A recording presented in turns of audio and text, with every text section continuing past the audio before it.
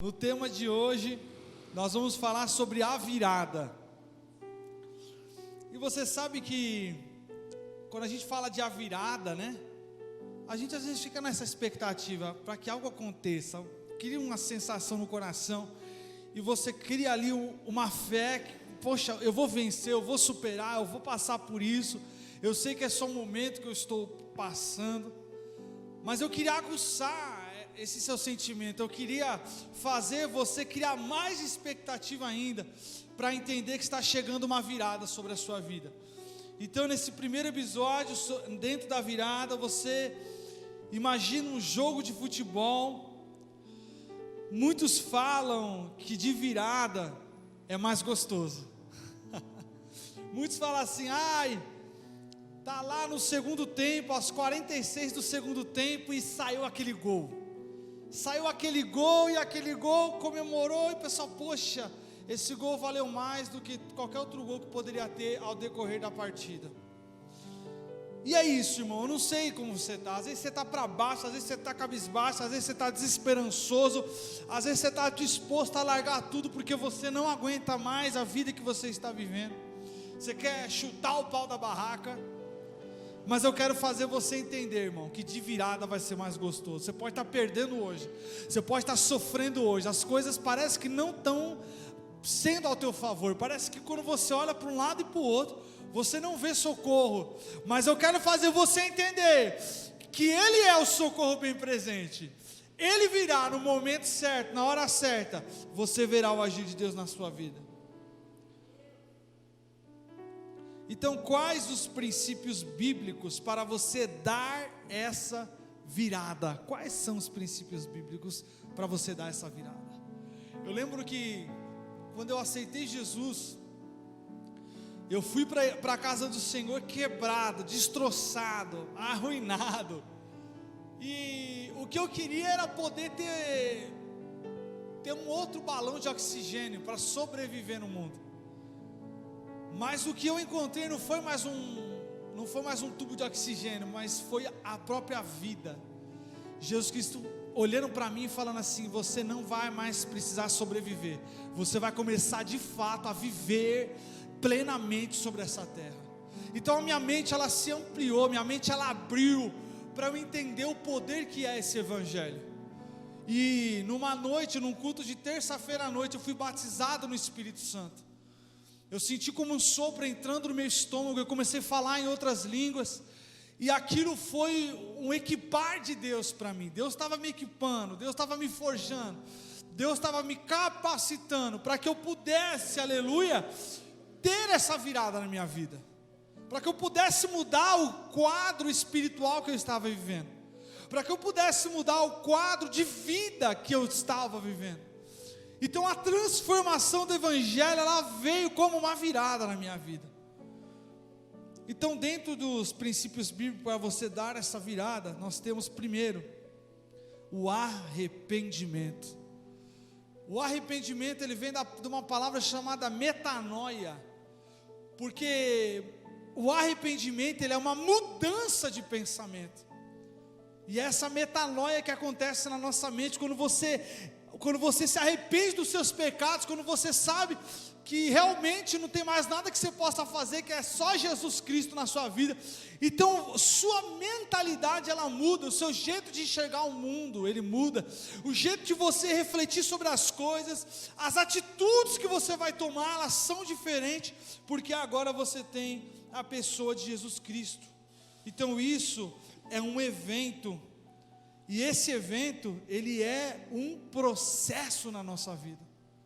Deus começa a trabalhar, Deus começa a nos ensinar, Deus começa a nos exortar, Deus começa a nos discipular, nós começamos a ser moldados como um vaso na mão do oleiro. Lá no livro de Romanos, capítulo 12, versículo 2, diz assim: não imitem o comportamento e os costumes deste mundo, mas deixem que Deus os transforme por meio de uma mudança em seu modo de pensar, a fim de que experimentem a boa, agradável e perfeita vontade de Deus para vocês.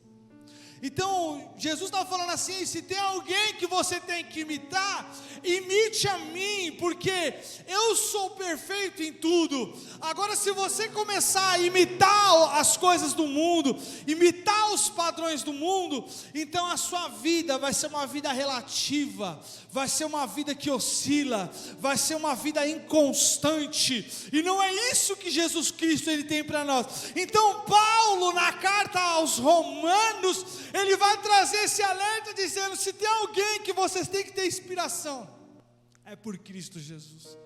Se tem alguém que vocês têm que copiar diariamente na vida de vocês, é a pessoa de Cristo Jesus. Então, dentro do arrependimento, você tem que entender que a virada é o começo e o processo que vai te levar a viver a plenitude. Você passa a viver a plenitude através dessa virada, que nada mais é que um processo. O seu quadro vai mudar, sua realidade vai mudar. Quando você menos esperar, o sobrenatural de Deus, ele começa a ser uma realidade sobre a sua vida, e você não é mais um ouvinte, mas agora você está introduzido nesse sobrenatural, você está vivendo esse sobrenatural na tua vida, então isso acaba sendo natural para você. E aí por isso que a Bíblia fala que o que é loucura para o mundo, é sabedoria para aqueles que creem, porque a gente começa a andar numa outra frequência nesse mundo, a gente começa a andar numa outra dimensão sobre essa terra. A Bíblia fala assim: andai em espírito para não cumprir as vontades da carne, não cumprir as concupiscências da carne. E é isso, quando você começa a andar em espírito, aleluia, a sua maneira é outra, o seu jeito é outro, o seu costume é outro, você começa a ver aonde está a causa, você começa a ver solução de problemas. Segundo, vida plena é eu viver Cristo. Então, dentro do arrependimento, eu tenho que entender que vida plena é eu viver Cristo. Vida plena não é eu estar com o meu triplex. Vida plena não é eu estar com a minha chácara, não é porque eu estar com o meu sítio, não é para eu estar com não sei quantas mil cabeças de gado e ganhando muita grana. Não, não, aleluia. Plenitude de vida é estar em Cristo, meu irmão. Cristo tem que ser o suficiente, mais do que ser o centro, Ele tem que ser o suficiente na sua vida. Se Ele não está sendo, então de fato não está tendo um arrependimento genuíno.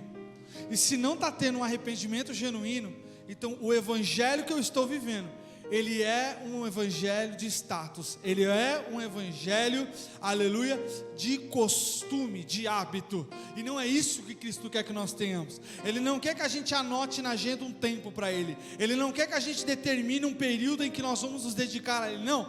Com Jesus ou é tudo ou é nada, ou é uma entrega absoluta, ou é uma vida em Cristo, ou então de fato nós não estamos vivendo esse evangelho.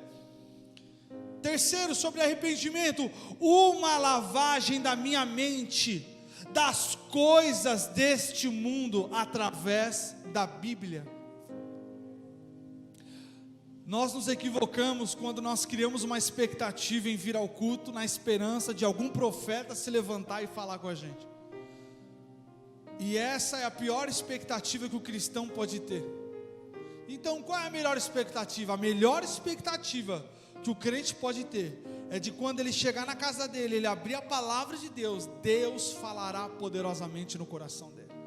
Eu não estou dizendo que Deus não pode levantar um profeta, pelo contrário, Deus pode levantar no momento que você menos espera, para liberar uma palavra transformadora na sua vida. Mas eu quero fazer você entender que a sua expectativa não tem que estar atrelado nessas questões. A sua expectativa, ela tem que estar atrelada em Cristo. Eu sirvo esse Deus, eu vou exaltar esse Deus, e quando eu abro essa palavra ela me confronta, essa palavra ela me molda, essa palavra ela me exorta, essa palavra, aleluia, ela é um alimento para o meu dia a dia. Então quando eu crio a expectativa baseado na palavra, então eu começo a ter uma vida de crente, eu começo a ter uma jornada de crente. Então o arrependimento, ele não é uma expectativa, mas ele é uma realidade. eu estou vivendo na intensidade esse arrependimento, eu estou vivendo na totalidade essa entrega absoluta na presença do Nazareno Jesus. Então, como que uma pessoa morre espiritualmente? Como que uma pessoa morre espiritualmente? A pessoa se arrependeu, a pessoa está em Cristo, e agora como que ela consegue morrer espiritualmente? Nós estamos voltando aqui ao tema central, nós estamos falando sobre a virada. Olha o que diz em Apocalipse capítulo 3, do versículo 1 ao versículo 3, diz assim: escreva estas cartas ao anjo da igreja de Sardes. Esta é a mensagem daquele que tem os 7 Espíritos de Deus e as 7 estrelas.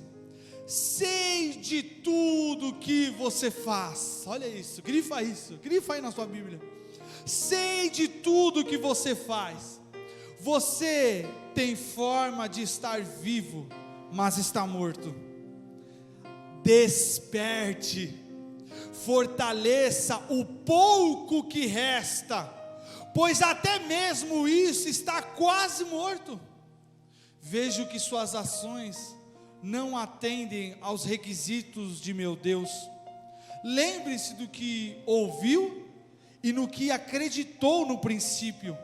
Agarre-se a isso com firmeza. Arrependa-se, se não despertar, virei subitamente até você como um ladrão. O que João, ali na ilha de Patmos, ele está querendo relatar com isso? Amados, é necessário um despertamento, é necessário despertarmos para a vida que estamos levando em Cristo. Até quando vamos viver na superficialidade do Evangelho? Até quando vamos adotar metodologias para viver esse Evangelho? Até quando vamos criar mecanismo para viver esse Evangelho? Amado, não existe nenhuma outra estrutura que possa ser colocado sobre a estrutura já firmada, que é Jesus Cristo, morrendo e ressuscitando na cruz do Calvário. Amado, só tem um caminho, aleluia, esse caminho, Jesus vai dizer que ele é estreito, porque ele é um caminho de entrega, e ele é um caminho de renúncia. Se não tem entrega, se não tem renúncia, não existe nenhum outro mecanismo que vai me consolidar na fé em Cristo. Não existe nenhuma outra metodologia, não existe nenhuma outra filosofia que vai me fazer viver a plenitude das Escrituras. Não, o caminho ele é único. Eu preciso me arrepender, eu preciso me entregar, eu preciso me entregar, eu preciso me arrepender. Isso de fato vai fazer eu ter uma vida plena na presença dEle. Então a ideia do texto aqui de Apocalipse é falar: desperte, desperte, fortaleça o pouco que resta. Fortaleça o que você tem, começa a recolher as migalhas, recolha os cacos desse vaso que se quebrou. Nunca é tarde para um arrependimento, nunca é tarde para um recomeço de vida, nunca é tarde para uma mudança de vida, para uma metanoia na sua vida. Então olha só que interessante, a aparência, que significa o que? Reputação. Você tem fama de estar vivo, mas está morto. Aquela pessoa que vive só na aparência, aquela pessoa que vem para a igreja, mas a casa dela está uma desgraça. Aquela pessoa que vem, dá glória a Deus, aleluia, mas está numa vida, aleluia, que não condiz com o Evangelho, ou está passando por lutas e dificuldades e acha que é super-homem para enfrentar os problemas sozinho. Então é a fama da pessoa o que os outros acham que ela é. Quando eu passo a viver sobre o que os outros pensam, eu deixo de viver, e aí a opinião dos outros passa a ditar o meu comportamento de vida, e não é isso que Jesus quer. Segundo ponto importante sobre essa questão de como que uma pessoa morre espiritualmente: atitude. Porque o texto vai dizer assim: desperte, fortaleça o pouco que resta, pois até mesmo isto está quase morto.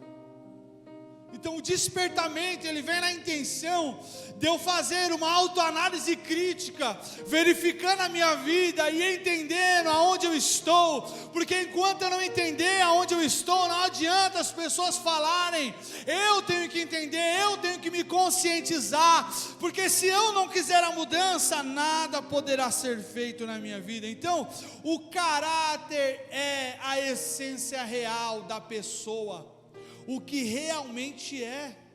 As outras pessoas podem ver somente por fora, mas Jesus vê o homem interior e sonda os corações.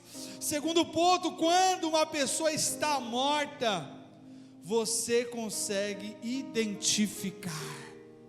Você consegue identificar. E tem muitos vivos que estão mortos por aí.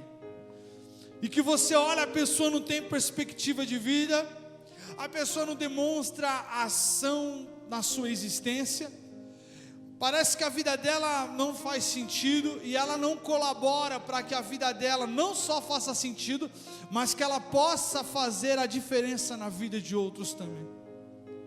Então a aparência dela, a estética dela é diferente, as vestimentas dela é diferente, porque toda a análise corpórea, todos os gestos, todas as falas denunciam que aquela pessoa está morta, que aquela pessoa está peregrinando, abandonada, esquecida, e que não está disposta a tomar nenhuma atitude para mudar esse quadro. Vale lembrar, quando alguém está enfermo, quando alguém está muito doente, a primeira coisa que o médico faz é mostrar um relatório real. A primeira coisa que o médico faz é sentar com o paciente e falar: olha, você está sofrendo disso, disso, disso, disso, disso. E às vezes isso parece doloroso, isso parece conflitoso e dificultoso, porque nós vamos levar um choque de realidade sobre o nosso real estado. E qual que é a importância disso? Para eu me situar aonde eu estou, e se de fato eu quero continuar nessa jornada, ou eu quero trazer uma transformação de vida para mim mesmo. E isso tem ligação direta com eu me amar o suficiente para querer mudar. Então, 3 maneiras de uma pessoa hibernar, em outras palavras, morrer espiritualmente. Tem 3 maneiras. Primeira, quando dá mais ênfase no passado do que no futuro. Dá ênfase no passado, vive do passado. Porque meu pai era assim, porque minha mãe era assim, porque eu era assim, porque na minha época de infância era assim, porque não sei o que era assim.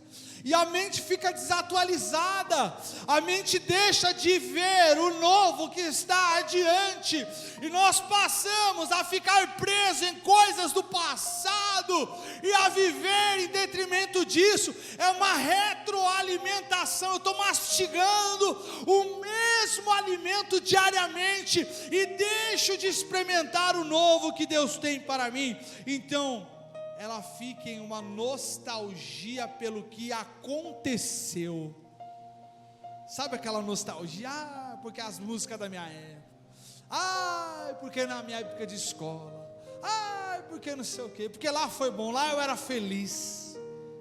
E fica aprisionado nesse mundo. Olha só o que diz em Êxodo, capítulo 16, do versículo 19 ao 20. Moisés lhes disse: não guardem coisa alguma para o dia seguinte. Alguns deles, porém, não deram ouvidos e guardaram um pouco de alimento até a manhã seguinte. A essa altura, a comida estava cheia de vermes e cheirava muito mal. Moisés ficou furioso com eles.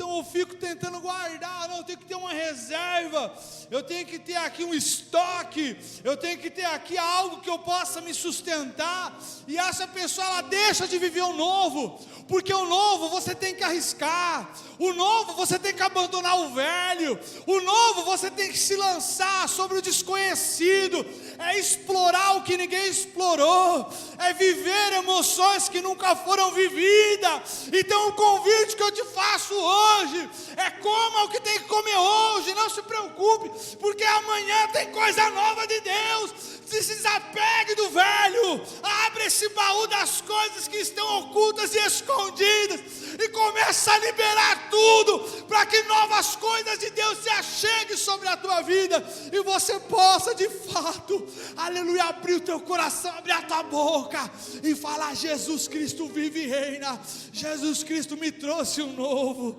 aleluia, aleluia. Não fique se intoxicando de alimentos velhos. Deus tem algo novo. Pense comigo. Você compra lá uma caixa de 12 leite. A caixa vem 12 leite, 12 litros de leite. Geralmente é 1 litro por dia. Depende da casa. Ou chá, né? Eu gosto do chá também. E esses 12 litros de leite você vai usar o ano todo, é 1 litro por mês. O que vai acontecer se você fizer 1 litro por mês? Nos primeiros meses vai estar tranquilo, mas lá para o 4º, 5º mês, o leite vai estar estragado já. Então, ei, até quando você vai ficar mastigando esse alimento, tomando disso todos os dias, sendo que isso já estragou, já venceu, já não sacia mais, já não preenche mais a sua vida espiritual? Segundo, quando você gasta mais energia construindo sua reputação do que construindo um caráter cristão. Então olha só isso aqui: 3 maneiras de uma pessoa hibernar. Está hibernado, está morto. 3 maneiras. A segunda é: quando você gasta mais energia construindo sua reputação do que construindo um caráter cristão. Não, eu quero estátua, eu quero fama, eu quero rede social, eu quero mídia, eu quero estar na televisão, eu quero pregar para multidões. Ei, isso não acontece assim. Eu tenho que entender que eu tenho um processo em Cristo, e para que as grandes coisas aconteçam, eu tenho que valorizar as coisas pequenas, irmã Laura. Eu tenho que valorizar isso que eu estou vivendo hoje, porque isso vai forjar o meu caráter, isso, aleluia, vai me moldar para que eu possa viver coisas grandes com um caráter cristão. Entenda o processo. Uma geração que vive de aparência, ostentando o que tem e escondendo e fingindo no momento de escassez. Quando tem, eu estou lá postando, né? Quando tem o dinheiro, eu estou lá no shopping, eu estou no Outback, eu estou no McDonald's, eu estou no Burger King, eu estou curtindo, eu estou na Pizzaria Hut, eu estou comendo uma comida japonesa e eu estou postando minha viagem. E aí no tempo de escassez eu não posto, no tempo de escassez eu fico quieto, no tempo de escassez eu compartilho aquilo que aconteceu há 2, 3 anos atrás. Você acha que está sendo legal viver disso? Você acha que essa tem sido uma vida bacana? Uma vida que não é construída com um caráter cristão?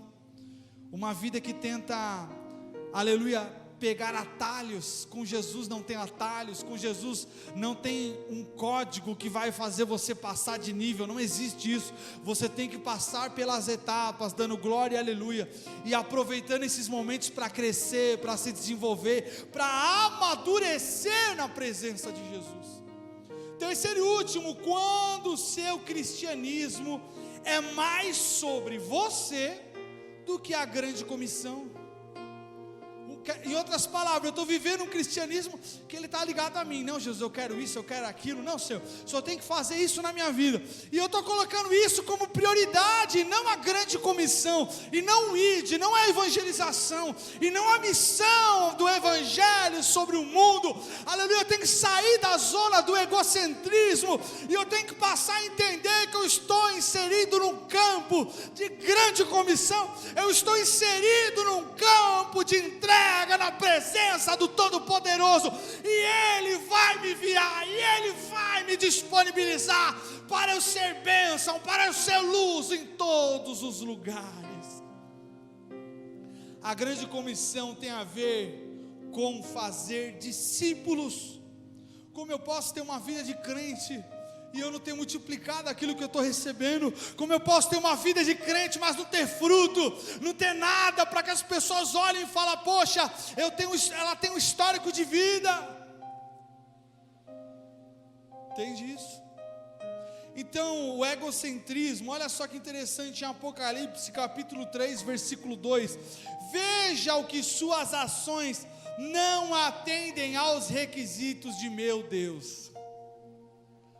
O egocentrismo vai fazer isso, vai fazer você ficar fechado sobre um casulo gospel, achando que está bombando, achando que o que você está fazendo está tendo movimento, e Deus está falando: ei, eu preciso te moldar ainda, eu preciso te forjar ainda, você está pulando etapa, está tudo errado. Sabe o que vai acontecer? Vai vir o desânimo, vai vir a escassez, porque não tem o Jesus que está te patrocinando, tem a sua vontade de patrocinar, tem o seu querer pessoal te patrocinando, e isso acaba. Olha, dar frutos é viver como discípulos. Dar frutos é viver como discípulos. Nós temos discipulado aqui, e a ideia é ampliar esse núcleo de discipulado. A ideia é, através do discipulado, formar células, para que as pessoas possam ter autonomia desse evangelho e continuar multiplicando ele. E aleluia, não porque se trata de um mecanismo humano, não é isso, mas é porque Jesus fazia isso, é porque é algo bíblico. Os apóstolos faziam isso, de 2 em 2 eram enviados e multiplicavam a palavra. Jesus não centralizava o poder, Jesus não centralizava a responsabilidade, não, ele dividia a responsabilidade. Ele falava: ei, vocês profetizarão em meu nome, ei, vocês pisarão sobre serpentes em meu nome, vocês expulsarão demônios em meu nome. Jesus que estava compartilhando desse poder. Como que está a sua vida? Agora eu quero citar para vocês 2 conceitos para você despertar espiritualmente. 2 conceitos que pode transformar a tua vida hoje, aqui nesse lugar. Lá em Provérbios capítulo 22, versículo de número 28. Provérbios capítulo de número 22, versículo 28, diz assim: não mude de lugar os antigos mercadores de divisa estabelecidos pelas gerações anteriores. Olha isso aqui, ó. Não mude de lugar os antigos mercadores de divisa estabelecido pelas gerações anteriores. Qual é o lugar que você está? Onde você está situado? Agora você vai parar, porque Jesus não vai trazer algo novo, mas Ele vai usar o que você tem, Ele vai usar os recursos que você tem. Então, dentro desse conceito, para você despertar espiritualmente, o primeiro é: se você olhar para trás, você vai ver como Deus te encontrou, memoriais de testemunhos de como Ele te marcou. Então o despertamento, ele começa numa reflexão. Não se trata de eu mudar de lugar, conforme nós lemos em Provérbios, mas se trata de um entendimento, de uma compreensão. Eu trago a minha memória, eu faço uma reflexão, uma autoanálise para esse despertamento. E esse despertamento, essa autoanálise, ela consiste em eu olhar e ver, poxa, olha de onde Deus me tirou. O que eu seria se eu não estivesse vivendo esse evangelho hoje? Aonde eu estaria se hoje eu não tivesse firmado sobre esse evangelho de Cristo? Lá em 2 Pedro, capítulo 3, versículo 9, diz assim: na verdade o Senhor não demora em cumprir suas promessas, como pensam alguns. Pelo contrário, Ele é paciente por causa de vocês. Não deseja que ninguém seja destruído, mas que todos se arrependam. Então, você está frustrado porque aquela bênção não chegou? Pedro está dizendo aqui, essa bênção não foi entregue porque essa bênção ia destruir você. E que agora não é momento de bênção não, agora é um momento de arrependimento. E arrependimento é um processo, é uma entrega. O meu caráter começa a ser moldado. Lá em 1 Timóteo capítulo 1, versículo 6 diz: alguns porém se desviaram dessas coisas e passam o tempo em discussões inúteis. Mas porque eu fiz isso? Não, mas porque aconteceu aquilo? Não, mas porque tal situação? Mas porque essa vida? Mas porque esse jeito? Mas porque essa maneira? Para com isso. Ficar murmurando, ficar questionando, ficar procurando razões, ficar procurando fórmulas para se acomodar numa zona de conforto espiritual. Deus não tem isso. Segundo, mantenha a chama acesa. Segundo conceito para você despertar espiritualmente, mantenha a chama acesa. Eita Deus, como que está aí? Mas eu estou pecando, eu estou errando. Então é para você estar na igreja. O pecado não pode me afastar da igreja. É aí que eu tenho que ir para a igreja. É aí que eu tenho que buscar, é aí que eu tenho que adorar, é aí que eu tenho que ajudar, que eu tenho que me dispor. Porque diz o ditado do mundo: mente vazia é oficina do diabo. E é verdade, né? Né, vó? Mente vazia, oficina do diabo. Começou a pensar em coisa vã, o diabo vai lá. Então, mantenha a chama acesa. Eu caí, eu pequei, acusação sobre mim. Não, eu vou adorar, eu vou buscar, eu vou me entregar. Hoje eu vou estar lá, eu vou me animar, eu vou me dedicar. Eu vou pôr louvor no meu carro, eu vou pôr louvor no celular. Eu vou ouvindo louvor, eu vou ouvindo pregação. Eu vou me alimentar daquilo que me edifica na presença de Deus. Essa é a virada. Vamos dar uma virada? Vamos mudar? Vamos mudar, hoje é o dia, essa é a noite, esse é o momento da virada. Eu quero deixar aqui um desafio para vocês. Os encontros mais marcantes que você teve com Deus. E segundo, fazer um jejum, ler a Bíblia e colocar um louvor. Então você vai fazer uma reflexão dos maiores encontros que você teve com Deus. Você vai pensar nos maiores encontros. E depois que você pensar sobre esses encontros, agora você vai abrir um jejum. Você vai orar, você vai ler a Bíblia. Você vai ter um momento de entrega, um momento sozinho na sua casa. Você e Deus. Coloca lá um Eixe, Laline Barros, Fernanda Brum, coloca lá um louvor. E você vai ser ministrado pelo Espírito Santo. Deus, Ele tem isso para nós. Não adianta a gente ficar aqui no altar criticando essa igreja de hoje. Não vai adiantar nada eu chegar aqui no altar e falar: essa igreja de hoje está fria, essa igreja de hoje não é batizada no Espírito Santo. Eu não posso perder tempo com isso, sabe por quê? Eu tenho que me comportar como Neemias. Eu estou numa grande obra. Mas tem uma rachadinha no muro ali. Não me interessa o que está acontecendo. Eu estou numa grande obra. Ei, amado, Deus está numa grande obra na tua vida. E seu comportamento tem que ser em olhar para frente. Então aplique isso. Você tem 2 atividades aí. Você vai refletir sobre os encontros mais marcantes que você teve com Jesus. E você vai fazer um jejum, ler a Bíblia e colocar um louvor. Você vai colocar um hino lá. Colocar um Thales Roberto. Você vai colocar uma Cassiane. Cassiane é benção, hein? Coloca 500 graus de puro fogo, santo e poder, que você vai ver. Eu já pulei no mistério em casa. Com esse louvor aí, minha mãe, o que está acontecendo? E eu, não, mãe, é o Espírito Santo, porque eu era recém-convertido. Vamos orar. Paizinho, obrigado por essa noite, Pai. O Senhor tem cuidado de nós, Pai. Abençoe, Pai, todos que estão nos assistindo pela internet, os que estão aqui presencialmente, sendo alimentados por essa palavra. Que Teu Espírito Santo possa, Pai, falar de uma maneira melhor a cada coração. Para que haja essa metanoia, para que haja essa mudança de mente, Pai. E que nós começamos a praticar coisas novas, para viver coisas novas em Tua presença. Tira todo abatimento, tira toda a frieza espiritual, Senhor. Que nós possamos, Senhor, voltar a viver intensamente a Tua presença, Pai.